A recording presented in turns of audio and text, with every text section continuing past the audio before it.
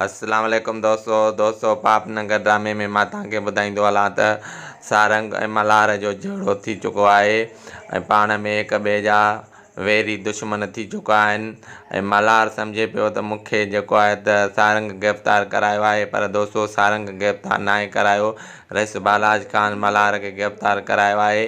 जी हा दोस्तो, अचण वारी किस्तुनि में तव्हां ॾिसंदो सारंग ऐं मल्हार जो वॾो झगड़ो थियण वारो आहे। मतिलबु त मल्हार जेको जज़्बाती आहे ऐं सारंग खे गोली हणी मारे छॾींदो। जी हा दोस्तो, मां तव्हांखे ॿुधाईंदो हलां त मतिलबु त मारींदो न, हुनखे ज़ख़्मी कंदो। जी हा दोस्तो, मां तव्हांखे ॿुधाईंदो हलां ॿिए पासे खां रईस बालाज ख़ान जेको आहे त मल्हार खे गिरफ़्तार करायो आहे त राबेल सां शादी कयां।